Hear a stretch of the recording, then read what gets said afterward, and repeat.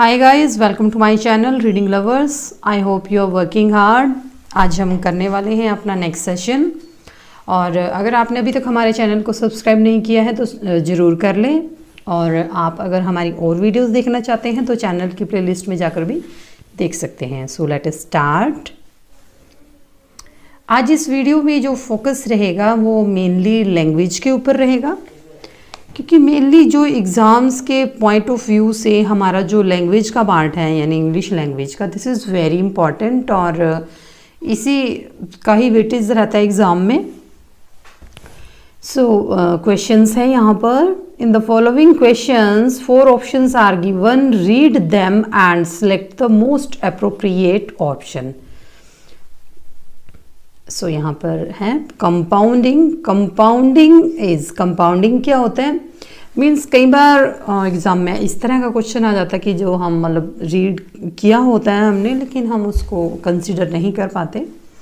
So what is compounding stringing logator older words like the formation of earthquake from earth and quake, this is earth not farth, and removing serial glasses from existing words such as forming audit from editor, या फिर C option joining pairs of 2 or more older words such as forming smoke which comes from smoke and fog, and D forming new words roam existing ones by adding affixes to them like shamelessness या shamelessness। सो यहाँ पर हमारा जो right answer रहेगा वो option A रहेगा। Means compounding क्या होती है? जो stringing together, this is T naught L, together older words like the formation of earthquake from earth and quake. Then next, constructivism। जो constructivism means रचनात्मकवाद या रचनावाद is theory where students, means ये theory क्या होती है? जहाँ पर students study a variety of dissimilar samples and draw a well-founded conclusion. Then second, this is form their own understanding and knowledge of world through experiencing things and reflecting on those experiences. Third options हैं are facilitated by the teachers and use a variety, this is T, variety of media to research and correl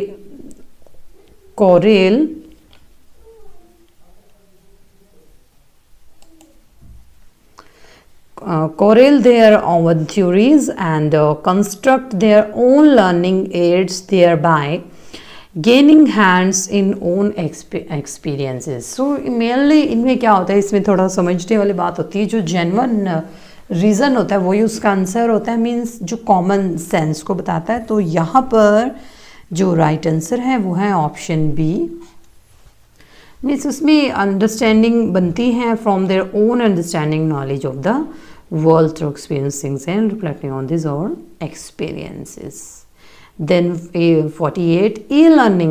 E-learning, I think this is very easy. E-learning refers to acquisition of this is the mother tongue. ये इनमें space देख लीजिएगा।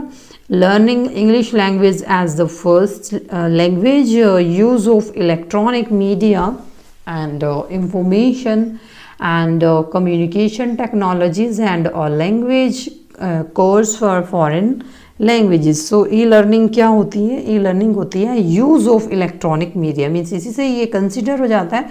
सो right answer is here option C. Then next है examples of irregular, this is irregular verbs are, this is ear not tear, break, block, train, trainer, ironer, wake, walked, या happy, happier. Means जो irregular verbs होती हैं वो क्या होती हैं, वो है mainly break, broke. Then next है A subject-centered approach is where learning experiences are organized around students' interest. Teacher, this is teacher, TEA, teacher's subject competency, course content या educational technology. So right answer is here option C. Course content mean subject का जो centre approach रहती है वो हमारा जो course का जो कंटेंट होता है वो रहता है कि हमें क्या पढ़ना है, क्या किस तरह से स्टडी करना है। देन नेक्स्ट है standardize assessment means dash. Assessment क्या होती है, एक तो दिस इज आयरनोटिव, summative, this is formative, not कहीं वर्ड्स मिस है यहाँ पर। This is F, formative, frequent या अल्टरनेटिव। सो जो स्टैंडर्ड जो असेसमेंट हम कैरी करते हैं वो होती है that is summative. In the word flower, this is flower, FLOWER, flower, the phonetic transcription is favor, flower, flyer या flower. So right answer is here option D, flower. This is flower.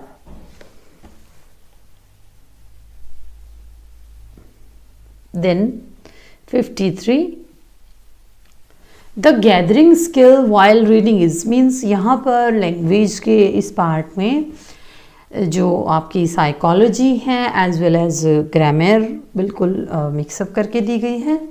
The gathering skill while reading is note taking, note making, puzzle out या analysis.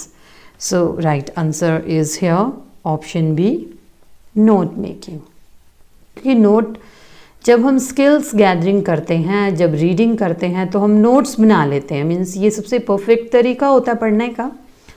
Then multiple choice questions यानी MCQs जो होते हैं, items consist of a set of questions, options to choose question, sequence of grammatical errors and stem and a set of options. I think this is very easy. So right answer is here option D, stem and a set of options.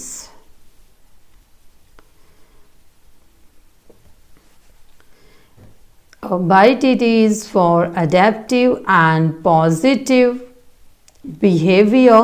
This is behavior that enables students to deal effectively with everyday demands and challenges are means multiple intelligence, learning tolerance, then light skills and learning methods. So हमारे लिए mainly challenge क्या है? सो challenge जो है वो है option सी, जो हमारी जो लाइफ की जो स्किल होते हैं, दिस इज लाइफ। क्योंकि मेनली यहाँ पर टी जो एफ है वो टी है, सो ये देख लीजिए आप। Then next, a self-contained unit of a discourse in writing dealing with a particular point or idea is. So यहाँ पर देख लीजिए कि अगर आपको इनकी completely जो आपको स्टेटमेंट याद है तो आप यहाँ से भी देख के कर सकते हैं। और जैसे a paragraph, statement, this is statement नहीं स्टेटमेंट। सो यहाँ पर 56 का जो राइट आंसर है वो है ऑप्शन सी, क्योंकि ये पैराग्राफ है जो सेल्फ कंटेन्ड यूनिट होता है और इसमें पर्टिकुलर पॉइंट और आइडिया गिवन होता है। Then 57, the following is a conditional sentence. Conditional, I have to go to work if the sea is stormy, this is F. If the sea is stormy the waves are here.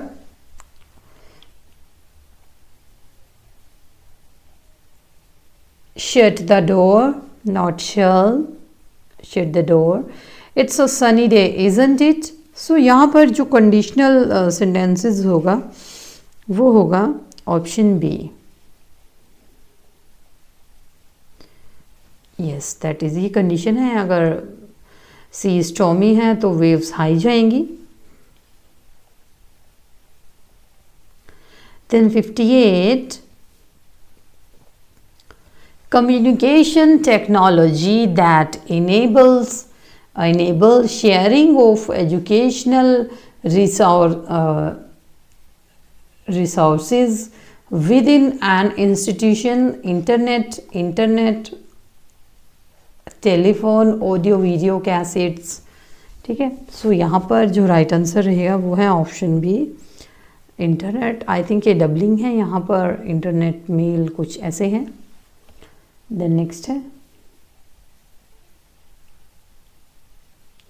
Encouraging the students in love the world and to imagine a peaceful future and caring for the student and encouraging the students to this is encouraging, not encouraging, this is ENCO,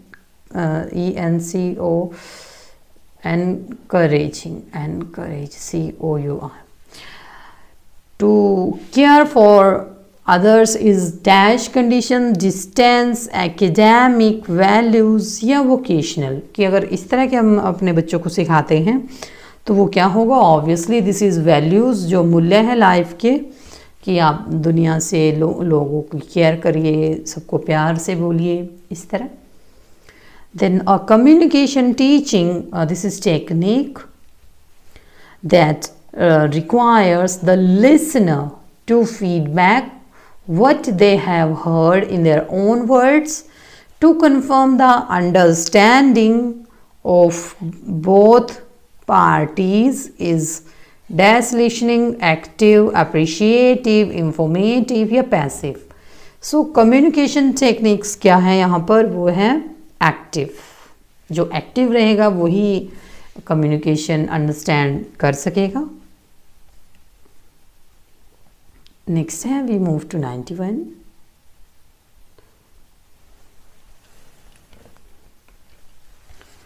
so this is the basic part of the grammar.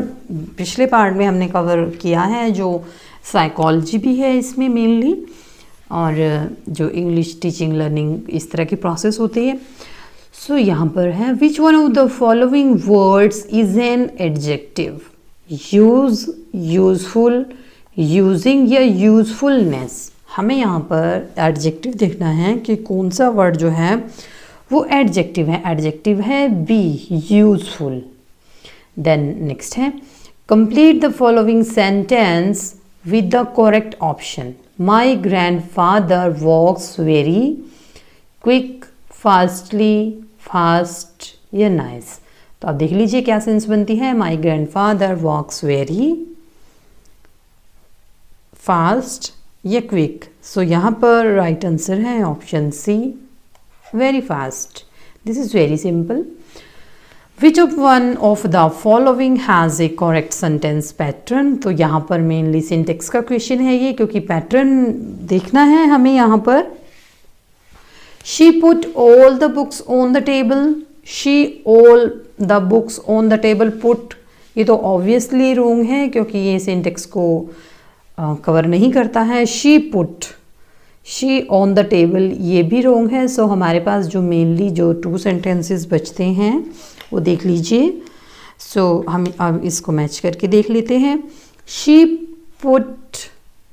Put all the books, she put on the table all the books, तो ये भी wrong है।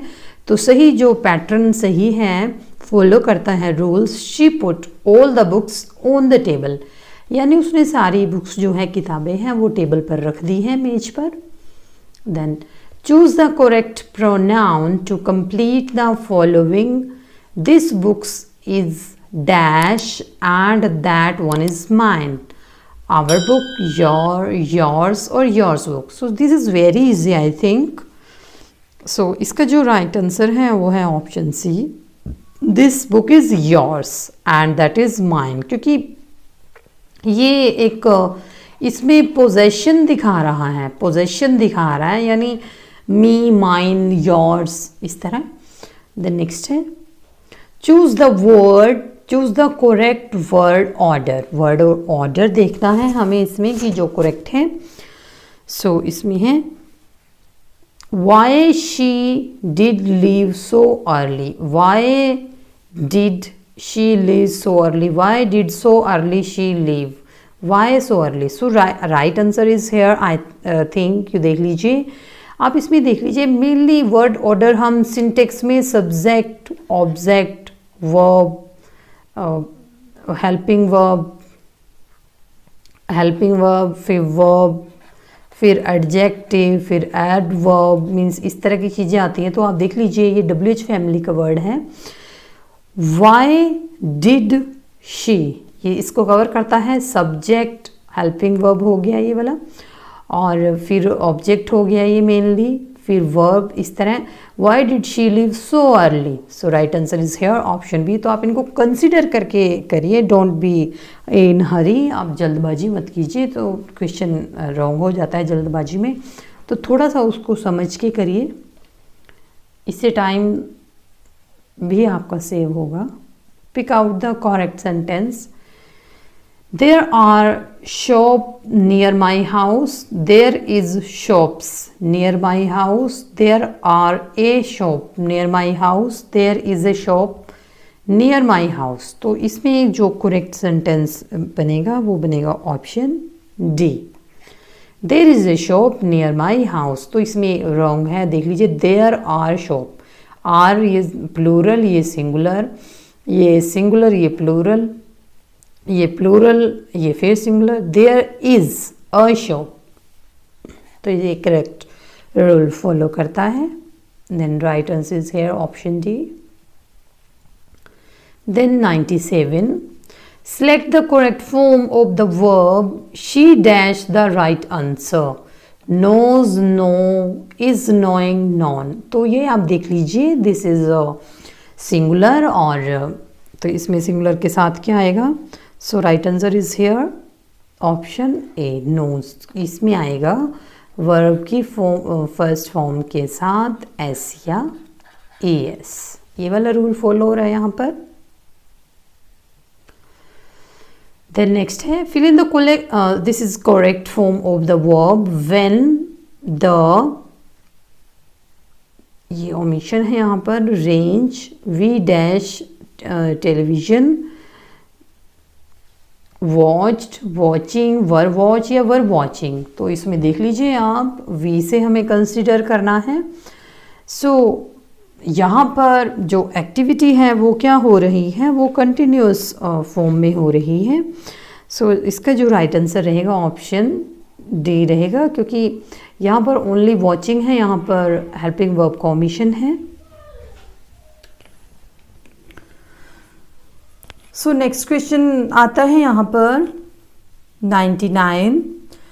If Radhika had received an invitation she would have gone to the party.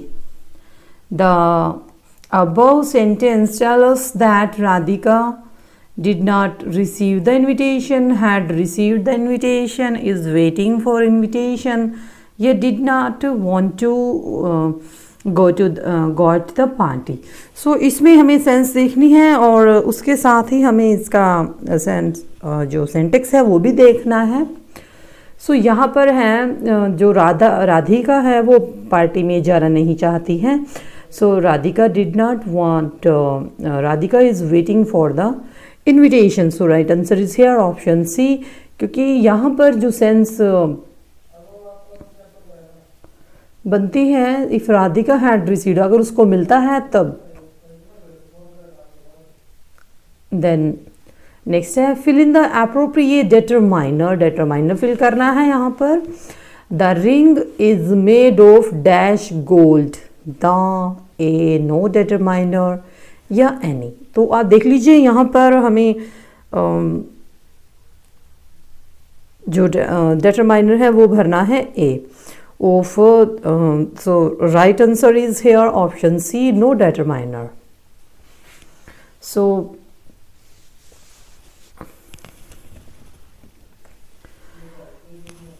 Once again we see our question 99.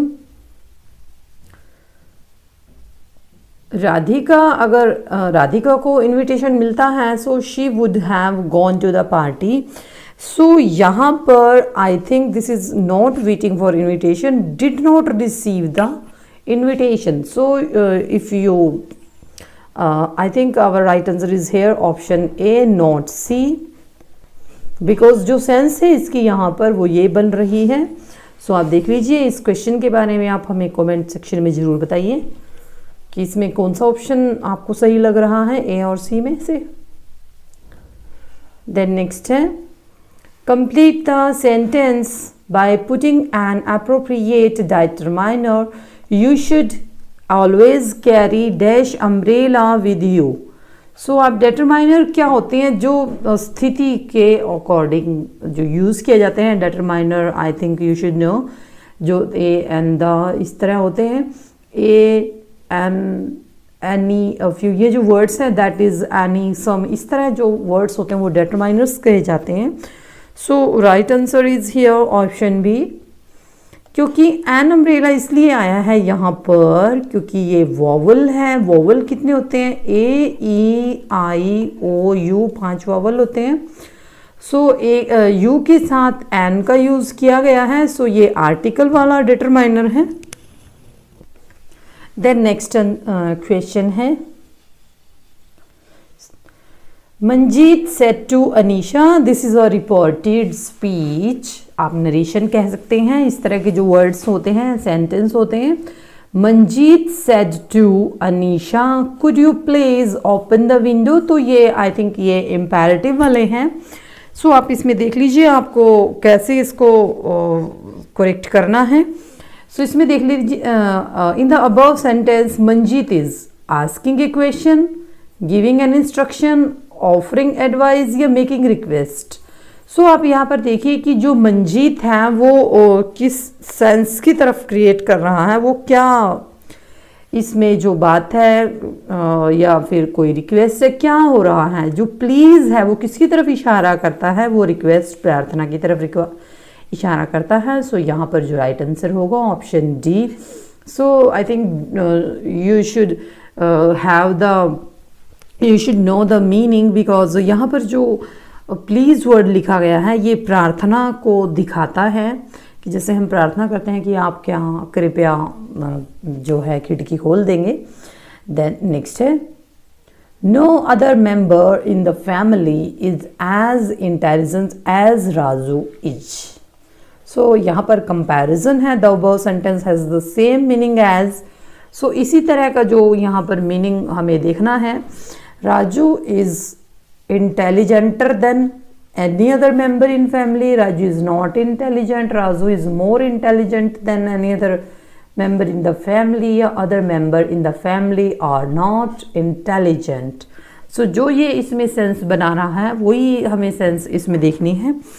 सो इसका जो right answer रहेगा यहाँ पर option C, क्योंकि राजू इज मोर इंटेलिजेंट, क्योंकि यहाँ पर कंपैरेटिव डिग्री का यूज़ किया गया है, मोर, मच, इस तरह से. सो नेक्स्ट है, सो नेक्स्ट क्वेश्चन है यहां पर,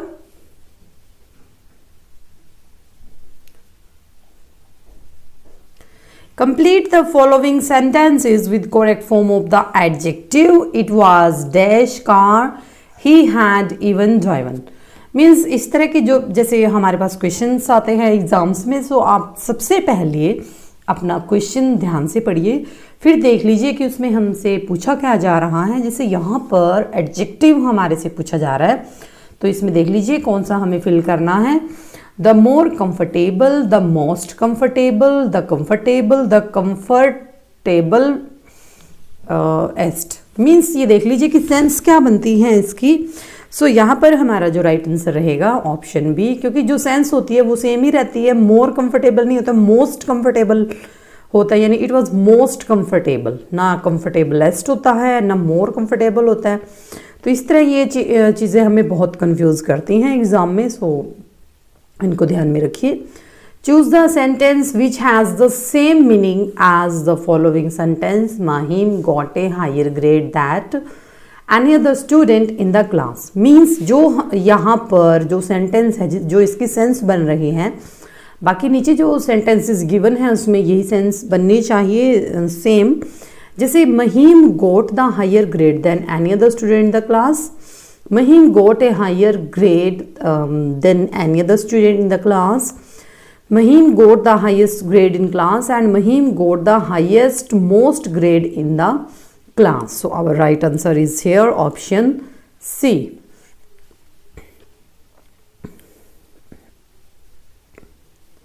So next question है, Mohan said to Savita, can I borrow your book for a day? In the reported speech above sentence will be, this is Mohan. सो ये जो reported speech हमें given है यहाँ पर आस्क्ड स्वीता, कि ये स्वीता से किस बारे में बात कर रहा है, आप ध्यान से देख लीजिए। Can I borrow your book for a day. So options हैं, if he could borrow her book for a day, if they could borrow her book for a day, that could he borrow her book for a day, if that he could borrow her book for a day. So right answer is here option A.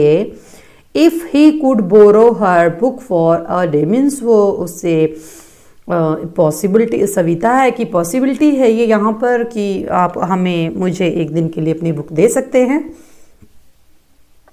Next question है यहाँ पर,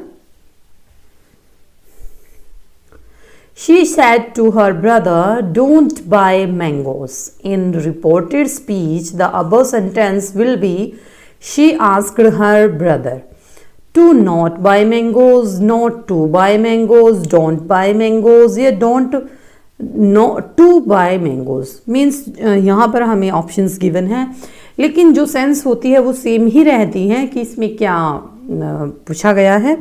सो right answer is here option B, not to buy. पहले negative आता है, फिर to, फिर buy. Then next है, the student said we want to learn a foreign language. In reported speech the above sentence will be, the student said that, कि ये क्या sentence होगा। They want to learn a foreign language, they wanted to learn a foreign language, we want to learn a foreign language, या we wanted to learn a foreign language. So right answer is here option B, they wanted. क्योंकि यहाँ पर we want to learn, so इसको अगर जो students कहते हैं कि वो सीखना चाहते हैं। Then 109, the word courteous is similar in the meaning to, means it is synonymous, related to a court, impolite, polite, kind. Means this word is very important. ये कई बार एग्जाम्स में देखा गया है, courteous. So courteous का means होता है polite, kind, जिसको कह देते हैं कि दयालु हृदय sometimes. So right answer is here option C, polite.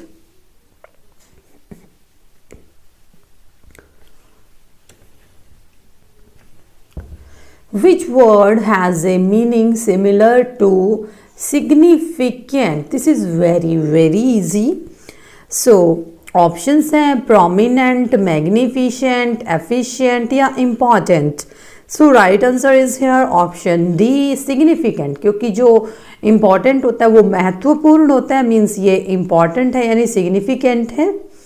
Then next है 111, the opposite of the word optimistic. Optimistic होता है जैसे आशावादी।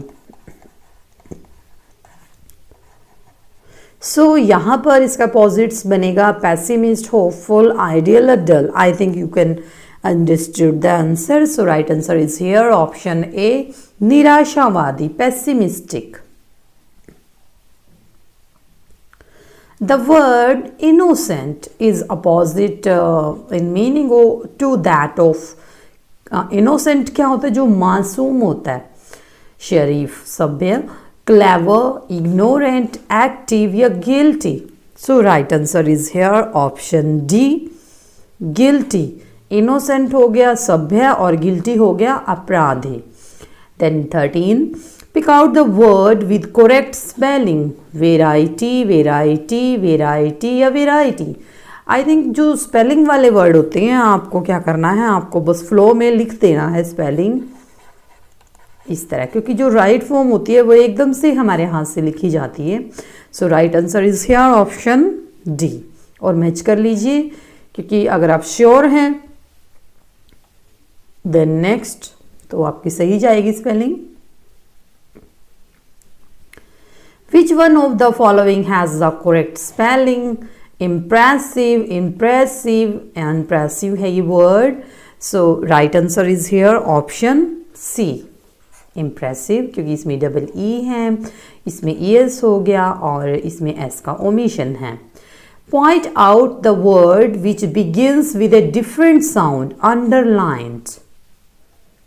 सो आपको वो वर्ड पॉइंट आउट करना है, अंडरलाइन भी करना है, क्योंकि बोला गया है हमें हाउस, होम, ऑनर या hen. I think you can understood the answer, क्योंकि यहाँ पर जो option C is our answer, क्योंकि यहाँ पर एच साइलेंट है, बाकी हाउस, होम और हैन इनमें एच साइलेंट नहीं है. This is the reason. Which of the following words ends in a different sound? Underlined, city, sky, by या try. So this is very very easy. So right answer is here option A.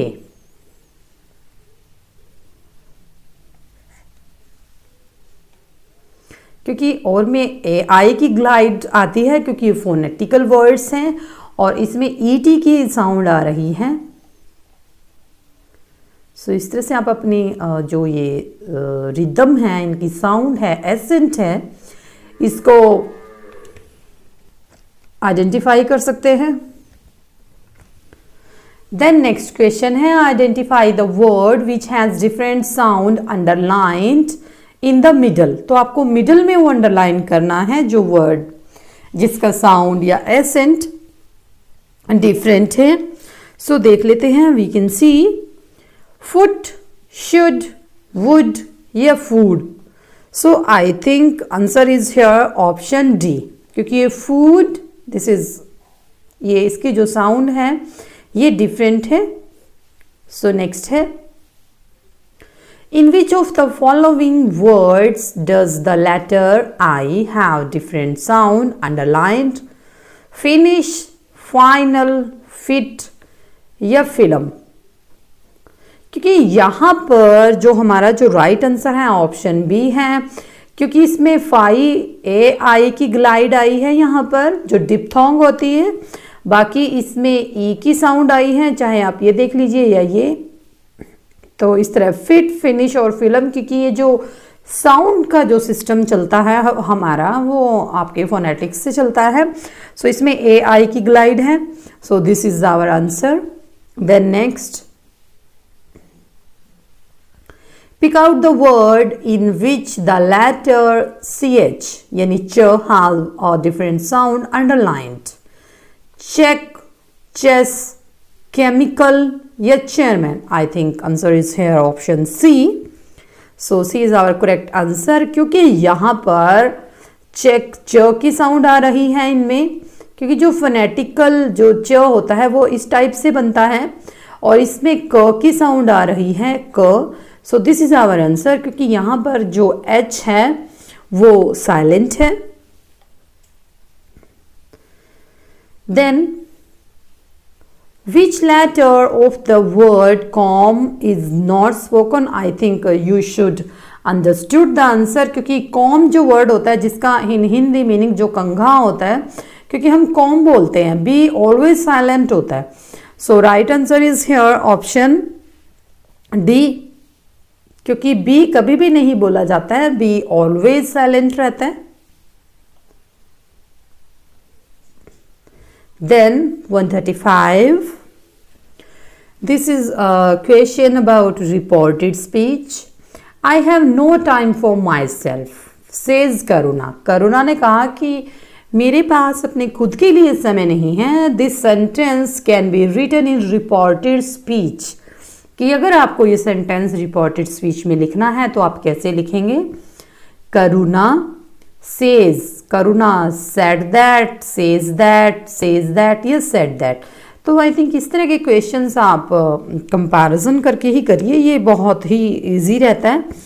So Karuna said that, ये says वाला है तो ये दोनों options cut हो जाएंगे।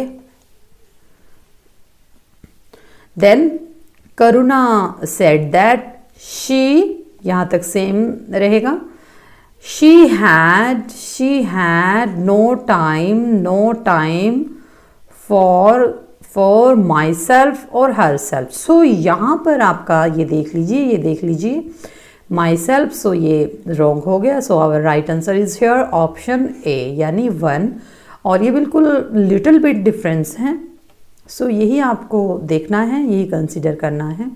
Then 136 to 50, 150। सो यहाँ पर जो क्वेश्चंस है, by selecting the most appropriate option, then remedial teaching as part of formative assessment means, ये साइकोलॉजी यानी पैडागोजी से मीन्स मिक्सअप ये क्वेश्चंस हैं।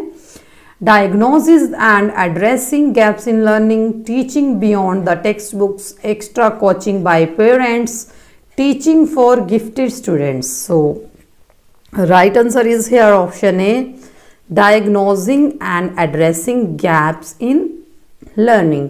मीन्स ये पूछा गया है कि जो रिमीडियल टीचिंग होती है वो फॉर्मेटिव असेसमेंट का जो मीन्स है उसका क्या मतलब है। Which of the following is a value associated with an inclusive classroom? Competition, envy, sympathy या collaboration? I think this is a very जो इसमें गुड रीजन है। देन ऑप्शन डी यानी 4th, कोलैबोरेशन होना चाहिए, सहयोग होना चाहिए। बाकी ना तो कंपटीशन होना चाहिए, ना दया की भावना होनी चाहिए कि ये मीन्स इम्पेयरमेंट कुछ इस तरह जो फिजिकली होते हैं, या फिर दुश्मनी नहीं होनी चाहिए। मीन्स जो इंक्लूसिव क्लासरूम है उसमें कोलैबोरेशन होना चाहिए। देन नेक्स्ट है, the aim of mechanical drills is to strengthen the role learning's capacity of the learners, encourage creative use of language among the students, learners, improve the fluency of the learners and improve the accuracy of the learners. So इसका जो reason है वो क्या हो सकता है? So right answer is here option B, second, यानी encourage creative use of language। क्योंकि जो पैडागोजी है, जो ये साइकोलॉजी है, ये मेनली लर्नर स्टूडेंट्स के ऊपर फोकस करता है, उसकी सुविधा को देखता है। तो मेनली आंसर वो ही जाता है जो स्टूडेंट्स की क्रिएटिविटी को दिखाए, लर्नर की।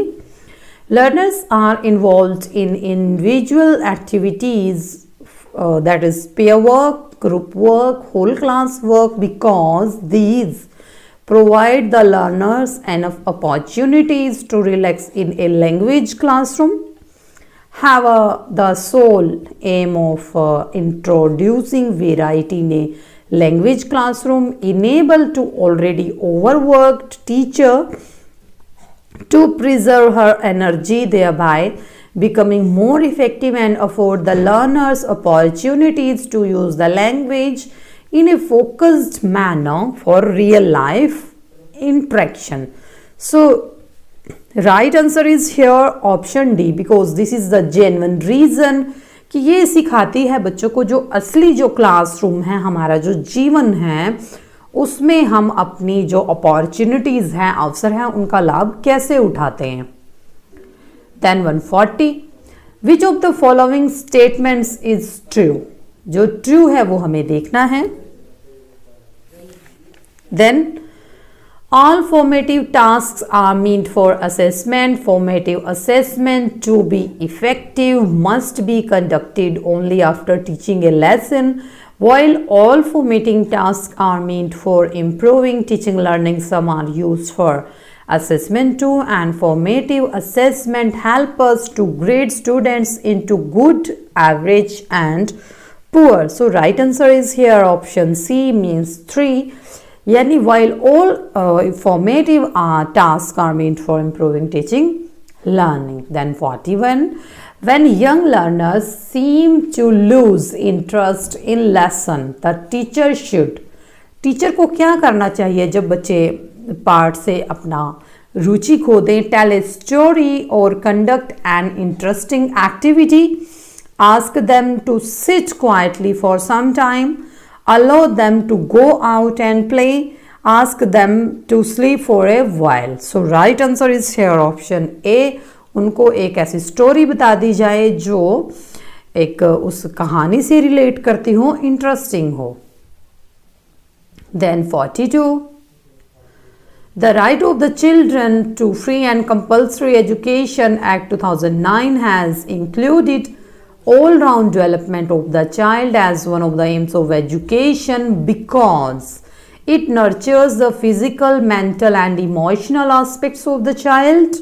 It ensures that every child is a part of workforce. Every child grows rapidly between 6 to 14 years and proper health care is essential. So right answer is here option 1. It nurtures. उसका सारा development create होना चाहिए.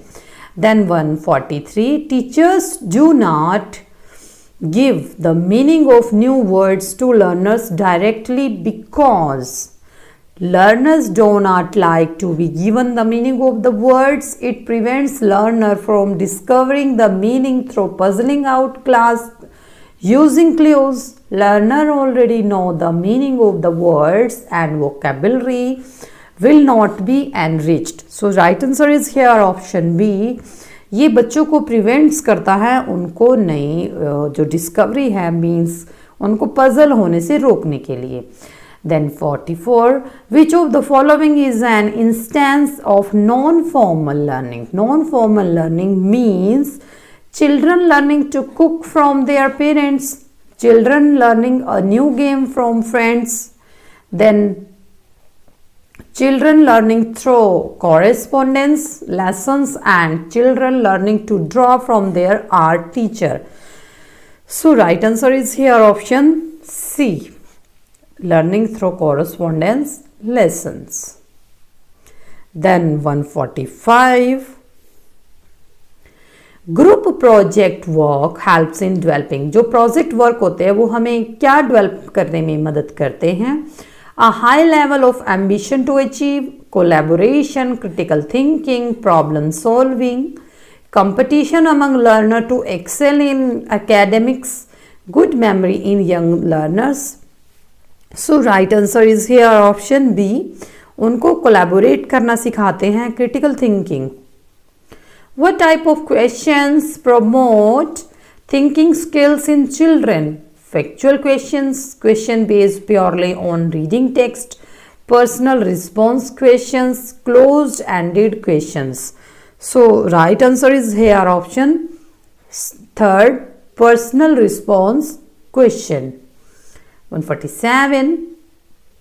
Students need to brainstorm ideas, organize, draft, edit and revise their work is a process which reflects listening skills, speaking skills, reading और या फिर writing skills. So right answer is here option D. उनकी writing skills को ये improve करता है. Then 148. Teachers help learners construct their knowledge in English by giving the learners a lot of assignments and projects that will lead to much practice, correcting every mistake a learner makes, giving the relevant rule, this is ye, of grammar as immediate feedback, giving extensive language drills in which learners practice language items mechanically, and enable them to see the relationship between the prior knowledge and the new knowledge. So this is nothing. So right answer is here option D, yani 4. Then 149. Reading for comprehension can be best achieved through teaching learners to run a finger or pencil under the line being read, asking the children to read the text aloud, helping learners speak words softly while reading, learners reading silently and asking comprehension questions. जब आप अपने learners को सिखाते हैं कि आप comprehension को कैसे पढ़िए, तो आप क्या सिखाएंगे? उनको सिखाएंगे कि आप चुप साइलेंटली पढ़िए और उसमें से क्वेश्चंस, जो कंप्रीहेंशन क्वेश्चंस है वो आस्क करिए. Then our last question. A textbook describes a domestic scene which it shows, this is IT, it shows the father cooking in the kitchen, the mother coming home from work, their son chewing. What is the concept conveyed? Division of labor among sexes, work is worship, removing gender bias, dignity of labor. So ये जो यहाँ पर हमें जो statements हैं ये क्या दिखाती हैं? So right answer is here dignity of labour, कि कैसे परिश्रम करना चाहिए और किस तरह. सो इसका जो आंसर है वो 4th है. So this is all about this session. और इससे पहले हमने अपनी कवर किए हैं प्रैक्टिस सेट और आइडियम और फ्रेजेस और ग्रामर से रिलेटेड सारे जो टॉपिक्स हैं, और इवन अपनी NCERTs 6th 7th. सो आप उन्हें देखना चाहते हैं तो हमारे चैनल प्लेलिस्ट में जाकर देख सकते हैं. So thank you so much.